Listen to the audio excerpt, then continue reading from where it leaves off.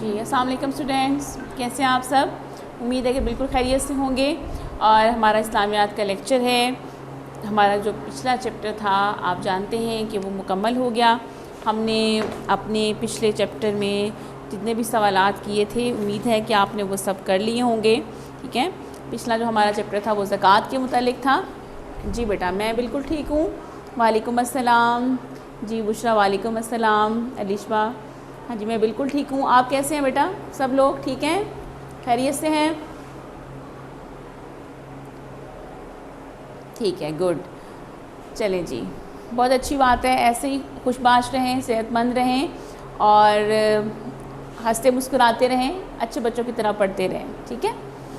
چلیں جی اب ہم پڑھنا شروع کریں۔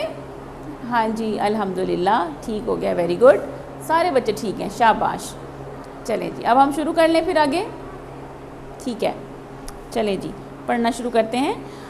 تو ہم نے جو پچھلا ہمارا چیپٹر تھا وہ زکوٰۃ کے متعلق تھا، جس میں ہم نے پڑھا کہ زکوٰۃ جو ہے وہ ایک مالی عبادت ہے اور انسان اپنے رزق کو پاک کرنے کے لیے اپنی دولت کو جو ہے وہ اس میں سے ایک مخصوص حصہ زکوٰۃ کی صورت میں ادا کرتا ہے۔ زکوٰۃ جو ہے وہ سونے پر، چاندی پر اور مال تجارت پر ہوتی ہے، لیکن ایک پورا سال گزرنے کے بعد، ٹھیک ہے، اور وہ بھی مخصوص نصاب کے ساتھ کہ اتنا نصاب ہوگا تو پھر زکوٰۃ ادا کی جائے گی، ٹھیک ہو گیا۔ اور پھر اللہ تعالیٰ نے کہا کہ زکوٰۃ جو ہے ادا کرنے کا مطلب یہ ہے کہ آپ نے اللہ پہ کو قرض دیا ہے اور یہ قرض وہ پروردگار خود چکائے گا اور کئی گنا بڑھ کر وہ انسان کو وہ رقم واپس کرتا ہے، ٹھیک ہے۔ تو یہ ہمارا چیپٹر تھا زکوٰۃ کے متعلق جو کہ مکمل ہو گیا۔ آج ہم اپنے باب نمبر 3 کی طرف آئیں گے، سیرت طیبہ، اور اس میں سبق نمبر 1 ہے، ٹھیک ہے۔ سیرت طیبہ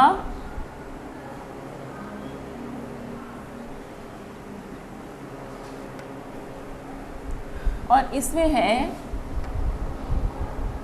فتح مکہ، ٹھیک ہے، فتح مکہ۔ سیرت طیبہ باب کا نام ہے، ٹھیک ہے، اور اس میں سبق نمبر 1 ہے فتح مکہ، ٹھیک ہے۔ فتح مکہ کیا ہے؟ مکہ کی فتح۔ اب اور سیرت طیبہ سے کیا مراد ہے کہ حضرت محمد صلی اللہ علیہ وآلہ وسلم کی زندگی، کہ آپ صلی اللہ علیہ وآلہ وسلم نے اپنی پوری زندگی کس طریقے سے گزاری، کن کن چیزوں پر عمل کیا، کن باتوں کی تلقین کی، کن کن چیزوں سے اور کن کن باتوں سے منع کیا، اور کس انداز میں اپنی پوری زندگی گزاری، ٹھیک ہے۔ اسے کہتے ہیں ہم سیرت طیبہ، ٹھیک ہے، نبی کریم صلی اللہ علیہ وآلہ وسلم کی زندگی کا احوال۔ اس میں ہمارا جو آج کا سبق ہے وہ ہے فتح مکہ۔ فتح مکہ سے کیا مراد ہے؟ جیسے آپ نام سے آپ کو ظاہر ہو رہا ہے کہ مکہ مکرمہ کی فتح۔ آپ اس بارے میں پہلے بھی جان چکے ہیں کہ نبی کریم صلی اللہ علیہ وآلہ وسلم نے جو ہے فتح کس طرح سے کیا مکہ کو۔ آپ سب جانتے ہیں کہ پہلے نبی کریم صلی اللہ علیہ وآلہ وسلم جب مکہ مکرمہ میں رہتے تھے، جب آپ نے اعلان نبوت کیا، اور اس کے بعد جو ہے وہاں کے جو لوگ تھے، قریش مکہ تھے، وہ آپ کے جانی دشمن بن گئے تھے، لیکن کیونکہ مسلمانوں کی تعداد جو ہے وہ آہستہ آہستہ بڑھتی جا رہی تھی، اور یہ بات جو ہے قریش مکہ کے لیے بہت خطرناک تھی۔ وہ نہیں چاہتے تھے کہ وہ اسلام کو اپنے دین پر غالب آنے دیں، ٹھیک ہے۔ اس سلسلے میں جی بیٹا کون ہے؟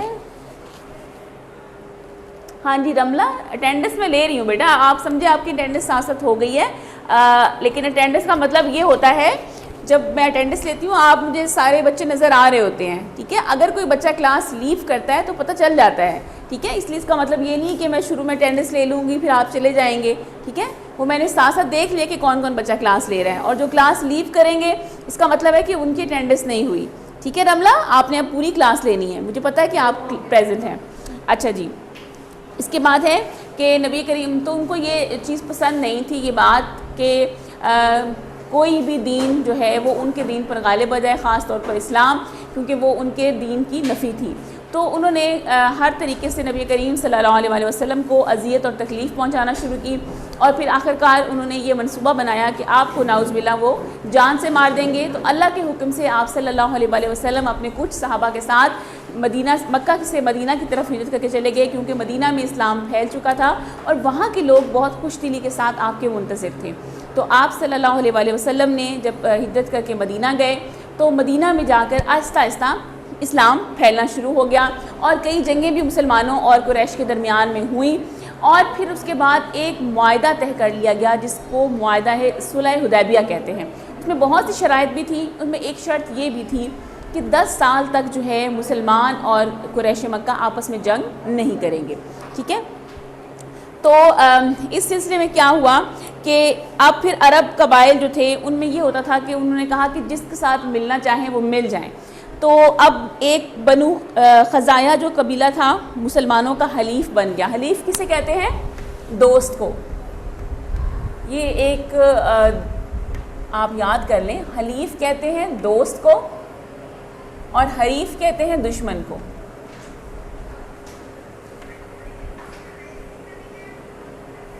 ملتے جلتے دونوں الفاظ ہیں لیکن تھوڑے سے رد و بدل کے ساتھ، اور ان کے معنی جو ہیں وہ مختلف ہیں، ٹھیک ہے۔ حلیف کہیں گے دوست کو اور حریف کہیں گے دشمن کو۔ تو جو بنو خزاعہ تھا، 2 قبیلے تھے، قبیلہ بنو خزاعہ مسلمانوں کا حلیف بن گیا، بنو خزاعہ کے لوگ جو تھے مسلمانوں کے دوست بن گئے، لیکن جو بنو بکر قبیلہ تھا انہوں نے قریش مکہ کے ساتھ ہاتھ ملا لیا، مطلب وہ ان کے دوست بن گئے، یہ ان کے دوست بن گئے۔ اور پھر کیا ہوا کہ پرانی دشمنی کی وجہ سے اب کیا ہوا کہ جو آپ جانتے ہیں کہ جو عرب کے لوگ تھے، جو قبائل تھے، ان کی آپس میں دشمنیاں بھی جو ہے وہ دشمنیاں کافی عرصے سے چلتی تھیں۔ یہ لوگ سالوں صدیوں تک جو ہے اپنے قبائل کی دشمنیوں کو نبھایا کرتے تھے، اسلام سے پہلے کی بات تھی۔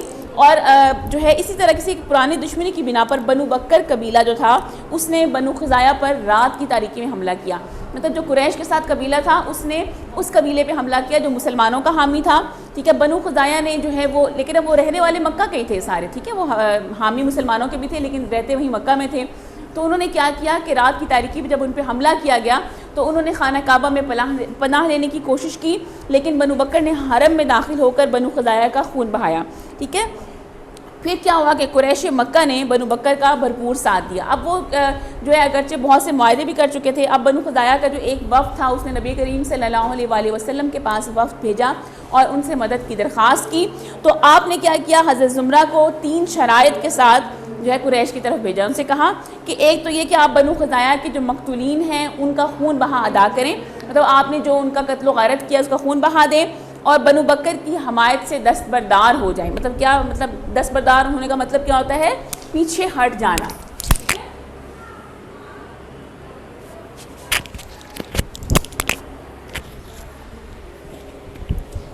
دستبردار ہو جانا،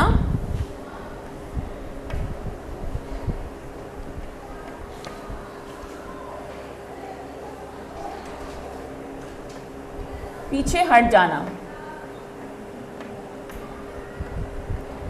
اب کیونکہ ان کا بھی جو ہے ان کے ساتھ تھے وہ لوگ بنو بکر والے، تو اس لیے آپ صلی اللہ علیہ وآلہ وسلم نے کہا کہ آپ بنو بکر کی حمایت سے بھی دستبردار ہو جائیں، ان سے الگ ہو جائیں، ٹھیک ہے۔ اور تیسری شرط یہ کہ معاہدہ جو تھا صلح حدیبیہ اس کو ختم کر دیا جائے، کیونکہ اس معاہدے کے تحت مسلمان جو ہیں اور قریش مکہ وہ 10 سال تک کے لیے آپس میں جنگ نہیں کر سکتے تھے۔ اب انہوں نے کیا کیا کہ گھبراہٹ میں جب ان کو محسوس ہوا کہ اب ہم نے شاید کچھ غلط کر دیا ہے، کیونکہ بنو خزاعہ مسلمانوں کا حلیف ہے اور اب مسلمان جو ہے کیونکہ وہ طاقت میں آ چکے تھے، وہ جانتے تھے کہ مسلمانوں کی اب جو ہے وہ حالت پہلی جیسی نہیں ہے، وہ بہت مضبوط ہو چکے ہیں، تو ان سے وہ خوف زدہ بھی تھے، اس لیے انہوں نے گھبراہٹ میں تیسری جو شرط تھی وہ پہلے قبول کر لی کہ ہم معاہدہ صلح حدیبیہ کو ختم کرتے ہیں، ٹھیک ہے۔ اب معاہدہ حدیبیہ ختم کرنے کے بعد جو ہے قریش کو اس کے بعد پھر احساس ہوا کہ ہم نے شاید جلد بازی کر دی ہے، ہو سکتا ہے اس وجہ سے مسلمان ہم پر حملہ نہ کر لیں، کیونکہ وہ 10 سال میں جو جنگ کرنے والی شرط تھی وہ ختم ہو گئی تھی۔ تو انہوں نے ابو سفیان کو اپنا نمائندہ بنا کر آپ صلی اللہ علیہ وآلہ وسلم کی خدمت میں بھیجا تاکہ معاہدے کو دوبارہ سے وہ اس کی تجدید کریں۔ تجدید کا مطلب کیا ہوتا ہے؟ دوبارہ سے کر لینا، جسے آپ رینیو کہتے ہیں نا، تو دوبارہ سے کر لینا، ٹھیک ہے۔ آپ صلی اللہ علیہ وآلہ وسلم نے اس کو کوئی جواب نہ دیا۔ ابو سفیان صلح کی تمام کوششوں میں ناکامی کے بعد مکہ مکرمہ واپس چلا گیا، ٹھیک ہے۔ اب دیکھیں کہ انہوں نے کیونکہ پہلے غلطی کی تھی، پھر اب وہ چاہتے تھے کہ ہماری غلطی جو ہے وہ ایسی چھپ جائے، ہمیں اس کا کوئی نقصان نہ اٹھانا پڑے، لیکن اب مسلمانوں کی جو تھی حالت پہلے سے بہت مضبوط تھی، اور دوسرا جب ان کی شرط تھی کہ صلح حدیبیہ والی کہ 10 سال تک کے لیے جنگ نہیں کریں گے کیونکہ وہ معاہدہ ختم ہو گیا، تو اب نبی کریم صلی اللہ علیہ وآلہ وسلم جو ہے وہ کسی معاہدے کے پابند نہیں تھے۔ اب دیکھیں یہاں سے آپ کو سیرت طیبہ کا ایک پہلو نظر آئے گا کہ آپ صلی اللہ علیہ وآلہ وسلم بے شک انہوں نے جو ہے وہ معاہدے کی خلاف ورزی بھی کی، جو بھی کیا، لیکن آپ صلی اللہ علیہ وآلہ وسلم نے کبھی بھی جو وعدہ کیا، جو عہد کیا، اسے پیچھے نہیں ہٹے۔ اب کیونکہ اس عہد میں لکھا ہوا تھا کہ 10 سال تک جنگ نہیں کریں گے، اس لیے آپ نے ان پر حملہ نہیں کیا، لیکن جب انہوں نے وہ معاہدہ خود سے ختم کرنے کا اعلان کیا تو پھر آپ صلی اللہ علیہ وسلم نے اپنے صحابہ کو ساتھ ملایا اور اپنا لشکر لے کے آپ نے مکہ کی طرف جو ہے وہ پیش قدمی کی، تاکہ مکہ پر جا کے ان کے مظالم سے ان کو روکا جائے، جو اب بے حد بڑھ چکے تھے اور مسلمانوں کو بے حد تنگ کرنے لگ پڑے تھے جو مکہ کے مسلمان تھے۔ تو اس لیے انہوں نے جو ہے وہ اس طرف پیش قدمی کی، اور پھر جو ایک وہ اپنا پورا گروہ لے کر گئے تھے ان کو 4 حصوں میں تقسیم کر دیا، ٹھیک ہے، اور پھر ایک مقام سے پھر وہ آگے کی طرف بڑھنے لگ پڑے، ٹھیک ہے۔ یہ تھا جی فتح مکہ کا پس منظر کہ کیسے نبی کریم صلی اللہ علیہ وآلہ وسلم نے جو ہے مکہ فتح کیا اور اس کی کیا کیا وجوہات تھیں، ہم نے یہاں تک ذکر کیا۔ پھر نبی کریم صلی اللہ علیہ وآلہ وسلم کا جو لشکر تھا وہ میراث الرحان پر پہنچ کر وہاں پہ رک گیا، اور وہاں پہ کیا کیا، پھر تھوڑے سے فاصلے پر آپ نے تمام فوج کو الگ الگ کیا اور وہاں پر آگ روشن کی، یعنی کہ یہ بتانے کے لیے، یہ ظاہر کرنے کے لیے کہ ہم یہاں پر موجود ہیں۔ پھر کیا ہوا، آپ جو ہے جب تھوڑا سا معمولی سی ہی جو ہے وہ جنگ ہوئی تھی، زیادہ جنگ نہیں ہوئی، کیونکہ جو مسلمانوں کا لشکر تھا ان کی ہیبت دیکھتے ہوئے اور ان کے جو روب و جلال تھا وہ دیکھتے ہوئے جو قریش مکہ تھے ان کو اندازہ ہو گیا تھا کہ ہم ان کا مقابلہ نہیں کر سکتے، اس لیے انہوں نے ہتھیار ڈال دیے، اور جو ہے پھر نبی کریم صلی اللہ علیہ وسلم جو تھے، اور جو خاص طور پہ ابو سفیان تھا، وہ ہمیشہ اس نے مسلمانوں کے خلاف سازشیں کی، ہر جنگ میں وہ مسلمانوں کے خلاف پیش رہا، ٹھیک ہے۔ لیکن جب اس کو یہ پتہ چلا کہ مسلمان جو ہے یہاں پر آ رہے ہیں، وہ ان کے خفیہ طور پر ان کی نگرانی کرتے ہوئے وہاں سے پکڑا بھی گیا۔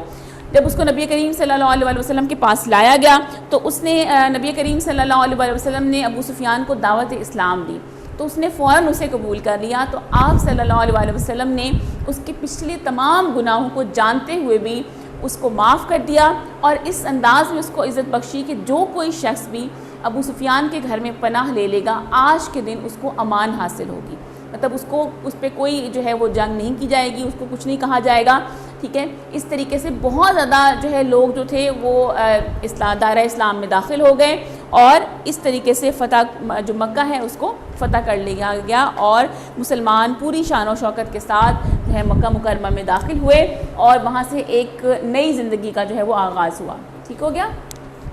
اچھا جی، اب ہم اس کے تھوڑے سے جو ہے وہ مختصر سوالات کے جوابات دیکھ لیتے ہیں۔ اچھا، نبی کریم صلی اللہ علیہ وسلم نے قریش کو کون کون سی 3 شرطیں پیش کی، وہی جو میں نے آپ کو ابھی بتائی تھی۔ ایک تو بنی خزاعہ کے مقتولین کا خون بہا ادا کریں اور بنو بکر کی حمایت سے دستبردار ہو جائیں، مطلب پیچھے ہٹ جائیں، اور تیسرا معاہدہ حدیبیہ کو ختم کر دیا جائے۔ پھر لشکر اسلام نے میراث الزہران پہنچ کر کیا کام کیا؟ حضرت محمد صلی اللہ علیہ وآلہ وسلم کا آخری پڑاؤ میراث الزہران میں تھا۔ یہاں سے مکہ مکرمہ تھوڑے سے فاصلے، پڑاؤ کسے کہتے ہیں؟ رکنا، ٹھہرنا۔ تو آپ صلی اللہ علیہ وآلہ وسلم جب میراث الزہران تک پہنچے تو یہاں سے مکہ مکرمہ تھوڑے فاصلے پر تھا، اور آپ کے حکم سے فوج نے الگ الگ جگہ پر آگ روشن کی۔ اب 4 جگہوں پر جو ہے انہوں نے الگ الگ جگہ پہ روشن کی، تو اس کی وجہ کیا تھی؟ اب 4 جگہوں پر جب انہوں نے آگ جلتے ہوئے دیکھی تو ان کو اندازہ ہوا کہ مسلمان بہت بڑی تعداد میں ہیں، اور وہ خوف زدہ ہو گئے تھے جو مکہ کے کفار تھے۔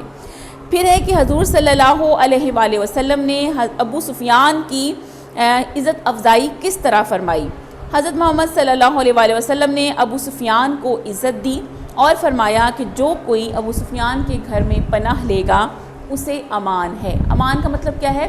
اس کو کوئی نقصان نہیں پہنچایا جائے گا، اس کی جان بخش دی جائے گی۔ حضور اکرم صلی اللہ علیہ وآلہ وسلم نے بتوں کو ٹھوکر مارتے ہوئے کیا فرمایا؟ اب جب آپ مکہ میں داخل ہو گئے تو جب خانہ کعبہ میں داخل ہوئے تو عربوں نے، جو کفار مکہ تھے، انہوں نے خانہ کعبہ کے اندر 360 بت رکھے ہوئے تھے، 360 بت رکھے ہوئے تھے۔ تو آپ صلی اللہ علیہ وآلہ وسلم جب اندر داخل ہوئے تو آپ نے کمان کے ساتھ جو ہے وہ بتوں کو نیچے گرایا، اور آپ گراتے جاتے تھے، اور ساتھ ہی ساتھ آپ فرماتے تھے حق آ گیا اور باطل مٹ گیا، بے شک باطل مٹنے والا ہے، ٹھیک ہے۔ تو اب اس سوال کا جواب کہ آپ جو ہے وہ بتوں کو ٹھوکر مارتے ہوئے کیا فرماتے تھے؟ تو آپ فرماتے تھے کہ حق آ گیا اور باطل مٹ گیا، بے شک باطل ہی مٹنے والا ہے۔ پھر ہے کہ حضور اکرم صلی اللہ علیہ وآلہ وسلم نے قریش سے خطاب میں کیا ارشاد فرمایا؟ حضرت محمد صلی اللہ علیہ وآلہ وسلم نے ارشاد فرمایا، قریش کے لوگوں، تمہارا کیا خیال ہے کہ میں تمہارے ساتھ کیسا سلوک کرنے والا ہوں؟ وہ بولے اچھا آپ صلی اللہ علیہ وآلہ وسلم شریف بھائی ہیں اور شریف بھائی کے صاحبزادے ہیں. تو اس میں کیا ہوا کہ نبی کریم صلی اللہ علیہ وآلہ وسلم نے جب قریش مکہ پر فتح حاصل کر لی تو انہوں نے سوال کیا. اب کیونکہ آپ صلی اللہ علیہ وآلہ وسلم کی ساری زندگی ان کے سامنے تھی، وہ جانتے تھے پہلے سے، بچپن سے ان کے سامنے پلے بڑے تھے، اور پھر مدینہ جانے کے بعد بھی وہ اس بات کو جانتے تھے کہ ان کی جو ہے سازشوں کی بنا باوجود، ان کی ریشہ دوانیوں کے باوجود، ان کی سازش ہر چیز کے باوجود نبی کریم صلی اللہ علیہ وآلہ وسلم بہت مہربان تھے. ٹھیک ہے، اور ان کے والد ابو طالب جو تھے وہ بھی بہت عرصے تک جو ہے وہ ان کے ساتھ جس انداز میں رہے. تو یہ دونوں چیزیں جو تھیں وہ قریش مکہ پر بہت واضح تھیں، اس لیے انہوں نے کہا، کیونکہ وہ حضرت ابو طالب کے بیٹے تھے اور وہ بھی بہت شریف النفس انسان تھے، اور ان کے اپنے بارے میں نے کہا کہ اچھا آپ ہمارے ساتھ اچھا سلوک کریں گے. اچھا سے مراد کیا ہے؟ اچھا سلوک کریں گے. آپ شریف بھائی ہیں اور شریف بھائی کے صاحبزادے ہیں. صاحبزادے کسے کہتے ہیں؟ آواز نہیں آ رہی، کس کو نہیں آ رہی آواز؟ رملہ کو نہیں آ رہی، باقی سب کو آ رہی ہے بیٹا؟ کوئی اور مجھے بول کے بتائیں، باقی لوگوں کو آواز آ رہی ہے کہ صرف رملہ کو نہیں آ رہی؟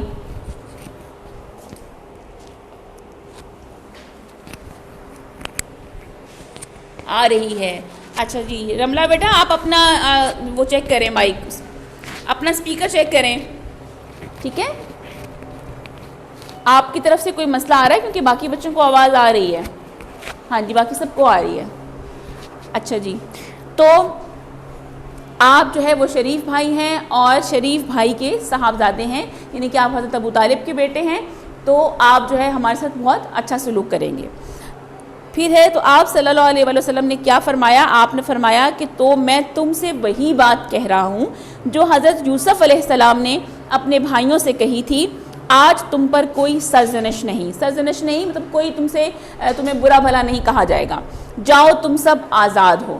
کیونکہ آپ اس میں جو ہے اس واقعے کی طرف اشارہ ہے کہ حضرت یوسف علیہ السلام، یہ آپ نے واقعہ پہلے سے پڑھ رکھا ہے بہت دفعہ، کہ اللہ کے نبی تھے اور بہت بچپن میں ہی ان کے بھائیوں نے جو ہے وہ ان سے حسد کرتے ہوئے ان کو کنویں میں پھینک دیا، اور وہاں سے بہرحال وہ بہت زیادہ ایک مشکلات کے بعد مصر پہنچے، اور کافی عرصے کے بعد جب ایک وقت ایسا آیا کہ وہ اقتدار میں آئے اور وہاں کے بادشاہ بنا دیے گئے، تو پھر جب ان کے بھائی ان کے سامنے آئے تو اس وقت وہ طاقت رکھتے تھے کہ ان کو سزا دے سکتے. لیکن آپ جو ہے حضرت یوسف علیہ السلام نے جو ہے وہ فرمایا کہ آؤ تم لوگ، آج تم لوگوں کو کوئی سرزنش نہیں، تم لوگوں کو معاف کیا جاتا ہے، جاؤ تم لوگ آزاد ہو. تو نبی کریم صلی اللہ علیہ وسلم نے بھی یہ کہا کہ میں بھی آج تم لوگوں سے وہی کہتا ہوں کہ آج میں نے تم سب لوگوں کو معاف کیا، تم سب آزاد ہو. ٹھیک ہے، پھر ہے کافروں نے بیت اللہ کے اندر کتنے بت رکھے ہوئے تھے. ابھی میں نے آپ کو تھوڑی دیر پہلے بتایا کہ کافروں نے بیت اللہ کے اندر 360، جس اب 360 کہتے ہیں، 360 بت رکھے ہوئے تھے. ٹھیک ہے، اب اس کو کوشش کیا کریں بیٹا کہ اردو میں اس گنتی کو لکھیں. ٹھیک ہے، اس طرح 360. ٹھیک ہے، اس طریقے سے. اچھا جی، اس کے بعد ہے حضرت محمد صلی اللہ علیہ وآلہ وسلم کس چیز سے بتوں کو ٹھوکر مارتے جاتے تھے؟ حضرت محمد صلی اللہ علیہ وآلہ وسلم کمان سے بتوں کو ٹھوکر مارتے جاتے تھے. حضرت محمد صلی اللہ علیہ وآلہ وسلم نے اسلامی لشکر کو کتنے حصوں میں تقسیم کیا؟ آپ صلی اللہ علیہ وآلہ وسلم نے اسلامی لشکر کو 4 حصوں میں تقسیم کیا. ٹھیک ہے، 4 حصوں میں. بنو خزاعہ نے رسول اللہ صلی اللہ علیہ وآلہ وسلم کی خدمت میں حاضر ہو کر کیا عرض کیا؟ انہوں نے عرض کی کہ قریش اور بنو بکر نے معاہدے کی خلاف ورزی کی ہے اور خانہ کعبہ کی حرمت کا خیال بھی نہیں رکھا. حرمت کہتے ہیں عزت و تکریم دینا، کیونکہ اللہ کا گھر ہے تو اس کی عزت کا، تکریم کا یہ تقاضا تھا کہ وہاں پر کبھی بھی جنگ نہ ہو، وہاں پر خون نہ بہایا جائے. تو انہوں نے کہا اس کی حرمت کا بھی خیال نہیں رکھا. ہم آپ صلی اللہ علیہ وآلہ وسلم کے حلیف ہیں، آپ ہماری مدد کریں. مطلب یہ کہ انہوں نے کہا کہ کیونکہ وہ دونوں نے معاہدہ توڑ دیا، انہوں نے کہا تھا کہ وہ کوئی ایسی جنگ نہیں کریں گے، لیکن 10 سال سے پہلے انہوں نے ہم پر حملہ کیا اور ہم کیونکہ آپ کے ساتھی ہیں تو اس لیے آپ ہماری مدد کریں. قریش نے کس قبیلے کا ساتھ دیا؟ قریش نے بنو بکر قبیلے کا ساتھ دیا. ہاں جی 360. یہ اس طرح سے انگلش میں ہوتا ہے جو میں نے ابھی لکھا ہے اوپر، یہ اردو میں ہوتا ہے، یہ بھی ہے، اور اس طرح سے بھی لکھتے ہیں ہم. لیکن بیٹا وہ میں یہ اس لیے لکھتی ہوں کہ آپ کو یہ گنتی آنی چاہیے.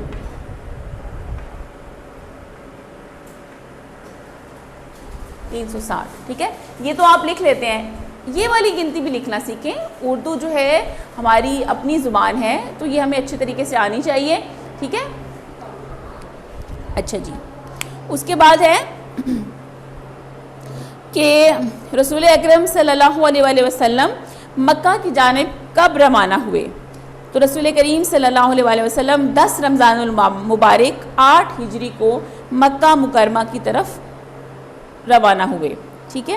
حضرت محمد صلی اللہ علیہ وآلہ وسلم نے حضرت عباس سے کیا ارشاد فرمایا. حضرت محمد صلی اللہ علیہ وآلہ وسلم نے فرمایا کہ ابو سفیان کو پہاڑ کی چوٹی پر لے جا کر کھڑا کرو تاکہ اللہ تعالیٰ کے لشکر کا نظارہ آنکھوں سے دیکھ لیں. اب جب مسلمان اتنی بڑی تعداد میں آ رہے تھے تو ایک ہیبت تھی اور ایک جو عظمت تھی جو ان کے لشکر کو دیکھ کر نظر آ رہی تھی. تو اس لیے آپ نے حضرت عباس جو رسول کریم صلی اللہ علیہ وسلم کے چچا بھی تھے ان سے کہا کہ آپ جو ہے ابو سفیان کو پہاڑ کی چوٹی پہ لے کے جائیں تاکہ وہ دور سے مسلمانوں کے لشکر کو دیکھیں تو اسے اندازہ ہو جائے کہ اللہ کا جو لشکر آ رہا ہے وہ کتنی عظمت والا لشکر ہے. ٹھیک ہے. تو یہ ہمارے جو ہیں آج کا لیکچر ہمارا بس یہاں تک ہی کافی ہے. ہم نے جو ہے وہ فتح مکہ جو ہے اس کے بارے میں اس کا کچھ پس منظر پڑھا کہ پیچھے سے اس کی وجوہات کیا تھیں, کیسے ہوا. ٹھیک ہے. اور اس کے علاوہ جو ہے ہم نے مختصر سوالات کے جوابات آج کر لیے ہیں. اس میں ہم نے جو ہے وہ ذکر کیا کہ نبی کریم جو ہے وہ انہوں نے کون کون سی شرائط پیش کی تھیں, اس کی وجوہات کیا تھیں. کیونکہ کچھ قبائل بنے تھے. بنو خزاعہ جو تھا وہ اس قبیلے کا جو تعلق تھا وہ مسلمانوں کے ساتھ بن گیا. انہوں نے مسلمانوں کے ساتھ جو ہے وہ دوستی کر لی, ان کے حلیف بن گئے. اور بنو بکر جو تھا وہ قریش کے ساتھ ان کے حلیف بن گئے. اب معاہدہ یہ تھا کہ 10 سال تک آپس میں جنگ نہیں کریں. اور بہت سی شرائط بھی تھی لیکن اس میں سے ایک شرط یہ بھی تھی. لیکن کفار مکہ نے جو ہے وہ اس شرط کو توڑ دیا اور جو ہے بنو بکر نے بنو خزاعہ قبیلہ پر حملہ کیا اور خانہ کعبہ میں پناہ لینے والے بنو خزاعہ کے لوگوں کو بھی مارا. تو پھر جو ہے وہ رسول کریم صلی اللہ علیہ وآلہ وسلم کے پاس آئے. انہوں نے کہا کہ ہم آپ کے حلیف ہیں, ہم آپ کے دوست ہیں. تو کیونکہ اس نے یہ معاہدہ توڑا ہے اس لیے آپ ہماری مدد کریں.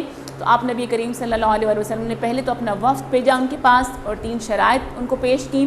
اور اس میں سے ایک جو تھی وہ یہ بھی تھی کہ وہ صلح حدیبیہ جو معاہدہ ہوا تھا اس کو ختم کر دیں. تو قریش نے جلد بازی میں صرف تیسری شرط کو قبول کر لیا. اور یوں کیا ہوا کہ پھر نبی کریم صلی اللہ علیہ وسلم کو جو ہے اب آزادی تھی کہ وہ آسانی سے جو ہے وہ ان کو ان کے کیے کی سزا دے سکتے تھے. تو آپ صلی اللہ علیہ وسلم نے لشکر تیار کیا اور مکہ کی طرف بڑھے. اور پھر ابو سفیان جو تھا پہلے سازشوں میں مصروف رہتا تھا لیکن جب مسلمانوں کی اس نے ہیبت دیکھی تو آپ صلی اللہ علیہ وسلم نے اس کو دعوت اسلام دی اور اس نے وہ قبول کر لی. اور اس کا نتیجہ کیا ہوا کہ وہ مسلمان ہو گیا. اور آپ صلی اللہ علیہ وسلم نے اس کو یہ کہہ کر عزت بخشی کہ جو کوئی ابو سفیان کے گھر میں پناہ لے گا اس کو امان حاصل ہے. اور آپ جو ہے خانہ کعبہ میں بھی گئے, وہاں پہ 360 بت رکھے ہوئے تھے. آپ صلی اللہ علیہ وسلم نے ان بتوں کو ٹھوکر مار کے گرایا اور خانہ کعبہ کو بتوں سے پاک کر دیا. ٹھیک ہو گیا. تو یہ ہے. اور اس کے علاوہ آپ نے حضرت یوسف کی طرح سے انداز میں کہا کہ آج میں نے تم سب لوگوں کو آزاد کیا اور آج کے دن تم لوگوں سے کوئی سرزنش نہیں کی جائے گی. تو یہ جی ہمارے شارٹ کوسچنز ہم نے آج کے 12 شارٹ کوسچنز کیے ہیں. 12 یہ آپ نے سارے یاد کرنے ہیں, لکھنے کی ضرورت نہیں ہے فی الحال آپ کو. آپ نے یہ سارے جو ہے مختصر سوالات کے جوابات اچھے طریقے سے یاد کرنے ہیں. ٹھیک ہے. اور یہ سوال جو یہ چیپٹر ہے یہ تو بہت مزے کا ہوتا ہے. اس میں تو آپ کو جیسے کہانی کی طرح سے جیسے میں نے آپ کو بتایا بھی ہے ابھی, اگر آپ نے لیکچر غور سے سنا ہوگا تو آپ کو یاد رہے گا. ٹھیک ہے. تو آپ جو ہے وہ آرام سے اس کو یاد کر لیں گے. ٹھیک ہے. ہاں جی, گروپ میں بیٹا انشاءاللہ میں ضرور بھیج دوں گی, ڈونٹ وری. ٹھیک ہے. تو آپ نے جو ہے وہ یہ سارے شارٹ کوسچن جو ہیں وہ یاد کر لینے ہیں. ٹھیک ہے. اور اچھے طریقے سے یاد کیجیے گا. جی اگر کسی کو کوئی سوال پوچھنا ہے بیٹا تو جلدی سے پوچھ لیجئے. ہاں جی, کوئی سوال ہے میرا بیٹا؟